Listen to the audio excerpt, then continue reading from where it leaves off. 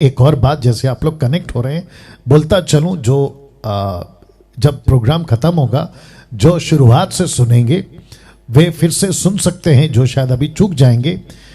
जिसको मैं करता हूं, वो चाहे ये प्रोग्राम हो या फिर संडे की ऑनलाइन प्रीचिंग हो या किसी भी प्रकार का कोई स्पेशल टॉपिक, जब डैनियल राज बात करता है या मुझ जैसे 10 टक्का, मैं समझता हूं कि आपके दिमाग में ये बात डाल लीजिए कि किसी एक पर्टिकुलर चर्च को हम प्रचार नहीं करते, किसी एक डिनोमिनेशन या किसी एक सिटी या एक राष्ट्र यानी कि नेशंस को हम प्रचार नहीं करते। हम प्रचार करते हैं मसीह की देह को, यीशु की कलीसिया, जिसको कहते हैं यूनिवर्सल चर्च।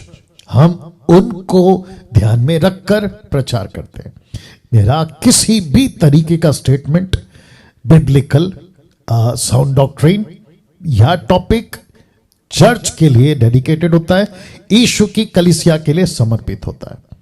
वो चाहे किसी भी तरीके का टॉपिक पे अगर मैं बात करूं, तो याद रखिए, व्यक्तिगत किसी पास्टर से या किसी सेवक से या किसी डिनोमिनेशन से मेरा किसी प्रकार का व्यक्तिगत समस्या नहीं है, नहीं है, नहीं है।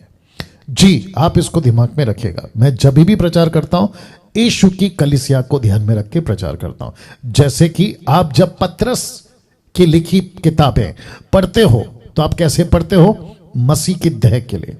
कोई भी डिनोमिनेशन वाला पढ़ता है तो वो कैसे पढ़ता है? मसीह की देह के लिए। पौलुस की किताबें कैसे पढ़ते हैं? मसीह की देह के लिए। वैसे ही आपको प्रचारकों को भी, जो हम प्रचारक हैं, जिनको परमेश्वर चुनता है, सबकी अलग अलग मिनिस्ट्री है, परमेश्वर देता है एक्सेप्टेबल, लेकिन कुछ को परमेश्वर रखता है जो यूनिवर्सल पे बात करते हैं, सर्वव्यापी पे बात करते हैं। ठीक है ना?